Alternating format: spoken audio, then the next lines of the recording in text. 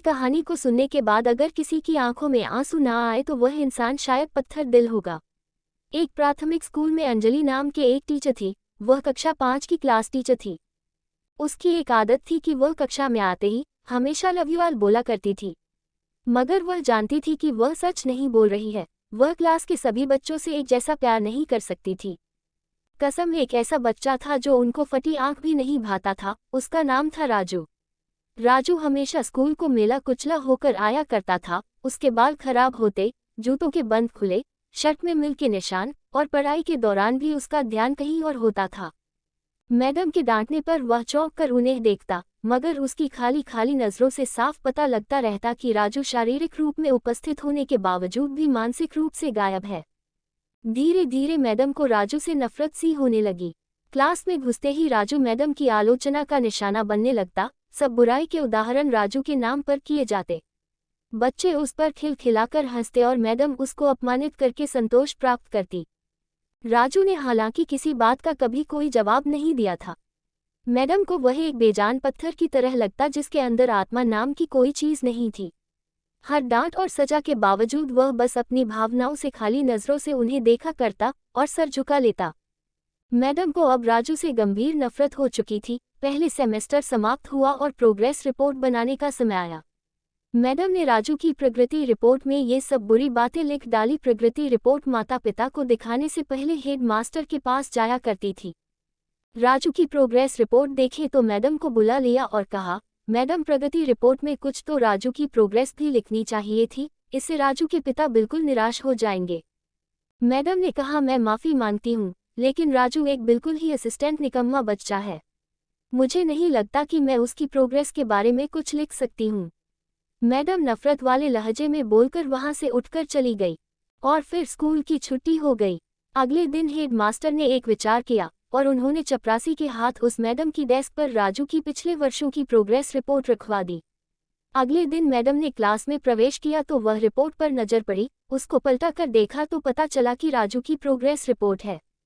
Madam ने सोचा कि पिछली कक्षा में भी राजू ने जरूर यही गुल खिलाए होंगे, और फिर उन्होंने क्लास 3 की रिपोर्ट खोली। रिपोर्ट कर उनके आश्चर्य की कोई सीमा नहीं रही जब उन्होंने देखा कि उसकी रिपोर्ट उसके तारीफों से भरी पड़ी है। उसमें लिखा था कि राजू जैसा बुद्धिमान बच्चा आज तक मैं नहीं देखा, और वह बहुत संवेदनशील सेंसिटिव बच्चा है। वह अपने टीचरों और दोस्तों से बहुत लगाव रखता है। आखिर सेमेस्टर में भी उसने बहुत अच्छा पोजीशन हासिल किया है। बाद मैडम ने क्लास 4 की रिपोर्ट खोली और इसमें लिखा था, राजू अपनी मां की बीमारी से बहुत तनाव में है, उसका ध्यान पढ़ाई से हट रहा है। राजू की मां को आखिरी स्टेज का कैंसर हुआ है और घर पर उसका कोई ध्यान रखने वाला नहीं है, जिसका गहरा इफेक्ट उसकी पढ़ाई पर पड़ा है। नीचे हेड मास्टर ने लिखा कि राजू की मां मर चुकी है और इसके साथ ही राजू की जिंदगी की रौनक और चमक भी। उसे बचाना होगा इससे पहले कि बहुत देर हो जाए। ये पढ़कर मैडम के दिमाग पर भयंकर बोझ हावी हो गया।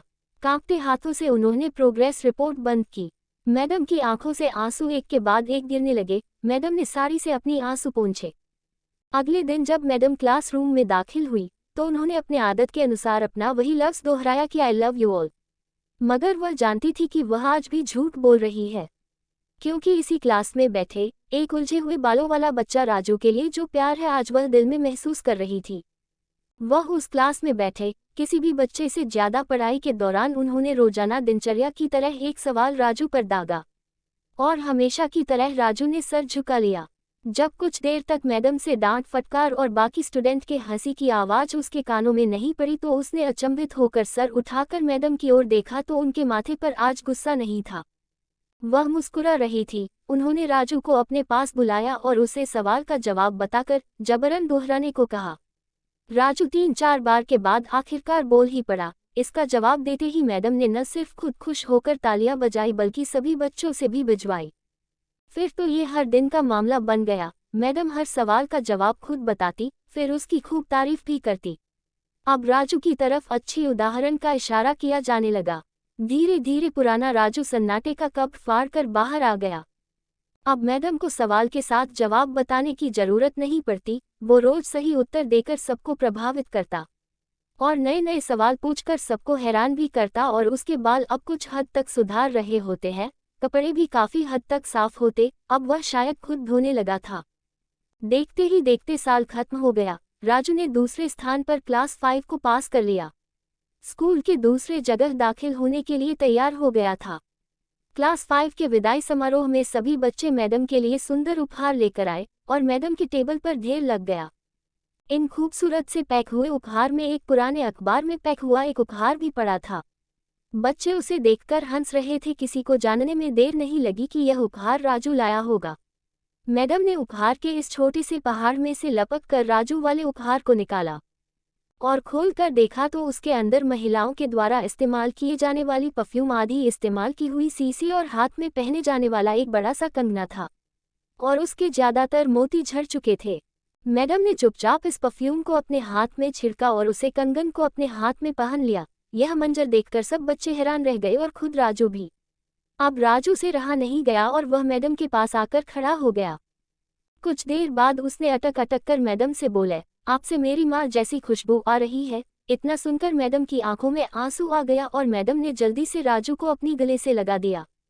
राजू ने दूसरी जगह स्कूल में दाखिला ले लिया था। समय बीतने लगा, दिन सप्ताह में, सप्ताह महीने में और महीने साल में बदल गए। मगर हर साल के आखिरी में मैडम को राजू की तरफ से एक पत्र नियमित रूप से प्राप्त होता, जिसमें ये लिखा होता है कि इस साल में मैं कई नए टीचर से मिला, मगर मैडम आप जैसा कोई नहीं था। फिर राजू की पढ़ाई खत्म हो गई और चिट्ठियों का सिलसिला भी खत्म हो गया। कई साल आगे गुजरे और मैडम रिटायर हो गई। एक दिन मैडम के घर में मेल में राजू का एक खत मिला, जिसमें लिखा था, इस महीने के अंत में मेरी शादी है और आपके बिना शादी की बात में नहीं सोच सकता। एक और बाद में अपनी जीवन में बहुत सारे लोगों से मिल चुका हूँ, पर आप जैसा कोई नहीं है। आपका डॉक्टर राजू। इस खत के साथ प्लेन में आने जाने का टिकट भी उसमें लगा हुआ था। मैडम खुद को हरगिज नहीं रोक सके। उन्होंने अपने पति से अनुमति ली और राजू के शहर के लिए रवाना हो गई। शादी के दिन जब वह शादी की जगह पहुंची, थोड़ी लेट हो चुकी थी। उन्हें लगा समारोह खत्म हो गया होगा, मगर यह देखकर उनके आश्चर्य की सीमा नहीं रही कि शहर के बड़े डॉक्टर, बिजनेसमैन और यहाँ तक कि वहाँ के पंडित जी भी थक चुके थे कि आखिर कौन आना बाकी है। मगर राजू समारोह में शादी के मंडप की वजह गेट की तरफ टकटकी लगाए उनके आने का इंतजार कर रहा था। फिर सबने देखा कि जैसे ही एक बूढ़ी औरत ने गेट खोली, राजू उनके और लपका और उनका वह हाथ पकड़ा जिसमें उन्होंने अब तक वह कंगन पहना हुआ था, और वो उन्हें सीधा स्टेज पर ले गया। राजू ने माइक हाथ पैर पकड़कर कुछ ये बोला, दोस्तों आप हमेशा मुझसे मेरी माँ के बारे में पूछा करते थे और मैं आप सबसे वादा क्या करता था कि जल्द ही आप सबको उनसे मिलाऊंगा। ध्यान से देखो, यह है मेरी प्यारी सी माँ, दुनिया की सबसे अच्छी है मेरी माँ, यह मेरी माँ है। दोस्तों इस प्यारी सी कहानी को सिर्फ स्टूडेंट और टीचर की कहानी मत समझिएगा। अपने आसपास देखें, राजू जैसे कई फूल मुरझा रहे हैं जिन्हें आपका जरा सा प्यार और ध्यान नया जीवन दे सकता है। कमेंट करिए कि आपको बेस्ट मोटिवेशनल कहानी इन हिंदी कैसा लगा। ऐसे ही वीडियो देखने के लिए हमारे चैनल को लाइक एंड सब्सक्राइब करें। Thanks for watching.